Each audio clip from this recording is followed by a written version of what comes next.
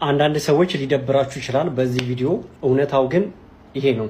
በምስራቅ አርሲ ዞን ሁለት ወረዳዎች እሁድና ሰኞ ዕለት በተፈጸሙ ጥቃቶች 13 ሰዎች መገደላቸውንና አንድ ቤተክርስቲያን መቃጠሉን ነዋሪዎችና የአካባቢው የኦርቶዶክስ ቤተክርስቲያን ሀገረ ስብከት ምንጮች ለቢቢሲ ተናገሩ።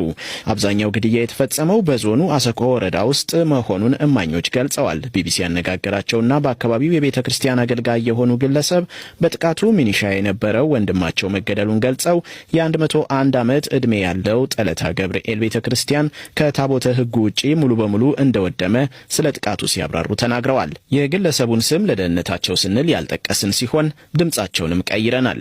ለአድማ በታኞች እዛ ተመድበው ያሉ እነኛ ሶስት የሞታለ በ23 ሁለት ሞተዋል። አሁን በትናንትናው አንድ ሞቶ አንድ ቆስላለ።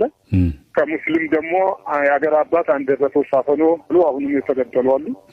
የነኛ ሬሳቸው እስካሁን ተነስቶ አልተቀበረም። በትናንትናው ቀን ይሄ እንትና ደግሞ የተፈጸመ እነኛ ሶስቱ አንድ ጉድጓድ እነኚህ ደግሞ እነሱ አልተቀበሩም። እስካሁን ሬሳቸውም አልተነሱ።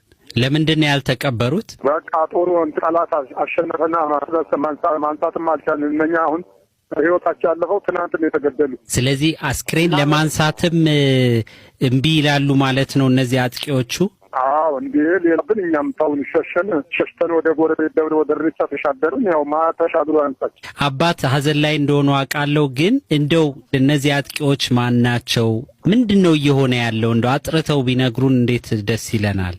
ሸኔ ነው የፈጃቸው። በክርስቲያኑ የሚያቃጠለው ሸኔ ነው። ሸኔ እንደሆነ እናንተ እንዴት ነው የምትለዩት? በምንድን ነው የምታውቁት? እንጂ በስናይበር አልመትረየስ አላቸው። ስንጠቆታቸው ነው የቆየ ነው።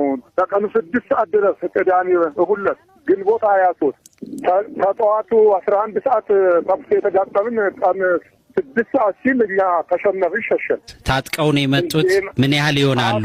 ታጥቀዋል እንጂ ብዛታቸው ይሄ ነው ማለት አይቻልም። ብዛታቸው እንጂ ቢያንስ ከ2000 ነው። ምን ላይ ነው ጥቃት የጀመሩት?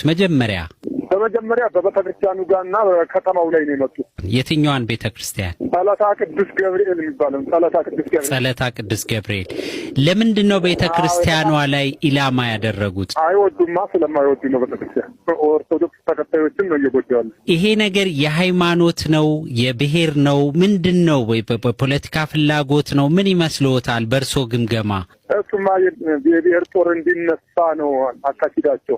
የሚፈልጉት መሳሪያ ያዘን ክርስቲያንና ሚሊሻ ሙስሊሙም ሆነው ታጣቂ ሚሊሻ የሆነን አይወዱም። ያው ታገኙ ይገላሉ፣ በእጅ ተያዙም ያርዳሉ። በቅቤ ነው የሚያርዱት። ወደ 6 ዓመታችን ነው እንዴ። ምንድነው የሚፈልጉት ግን? ምንድነው ጥያቄያቸው? ምን እንድትሆኑ ነው? ውጡልን ነው? ምንድነው የሚፈልጉት? ታጣኛ